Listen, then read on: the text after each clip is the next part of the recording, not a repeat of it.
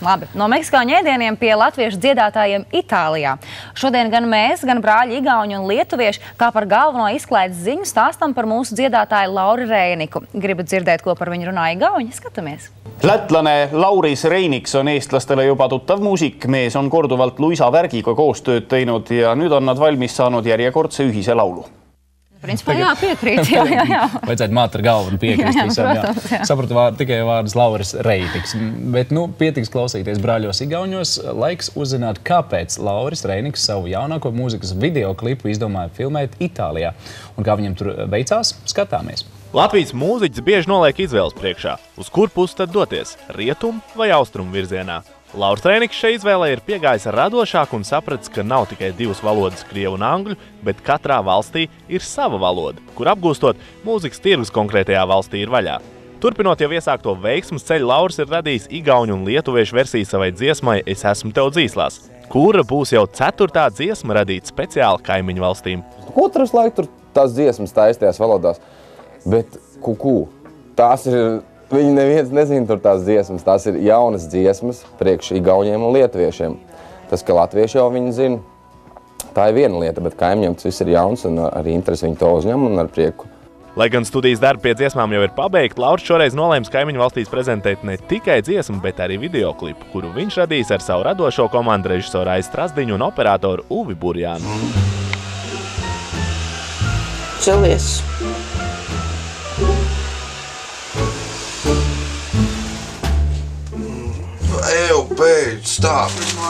Mēs šo klipu filmējam Itālijā, tāpēc, ka nāk vasara, un vasaras klipi vienmēr izskatās ļoti labi, un šis ir tā kā pavasara un vasaras ieskandinājums. Un kur vislabāk var dabūt vasaru? Jābrauc kaut kur uz dienvidiem ir. Protams, Latvijā var uzpilnēt pilnīgi jebko.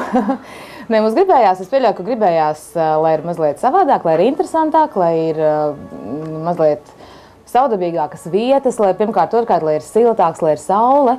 Un jā, un es domāju, ka tas arī galvenais. Protams, ka var uzfilmēt Latvijā pilnīgi jebko.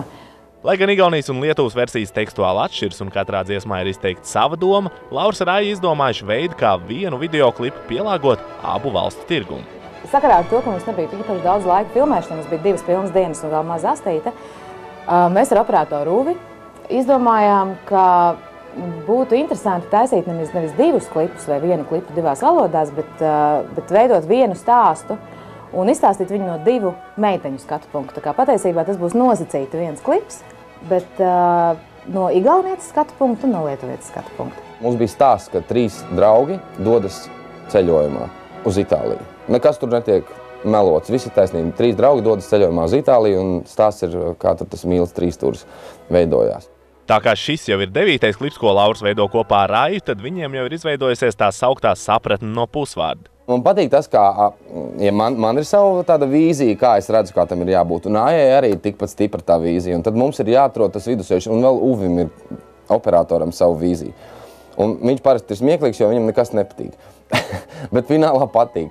Un tad, ja man ir tādā kaut kādā brīdī konkrētā, tad diezgan tāda kategoriska nostāja un Ajai, tad varbūt sanāk kaut kāds tāds pāris minūšu tāda spriedze, un tad es izlaižu gaisu, jo es paļaujos uz to, ka katrs dara to, kas viņam vislabāk sanāk. Tas nav nekādā veidā tāda Laura dziesma un kaut kāds mūsu videoklips. Tā ir lieta, kas tiek darīta kopā, un cilvēki par tām lietām diskutē, jā, un ļoti bieži vienam ir taisnība, ļoti bieži otram ir taisnība.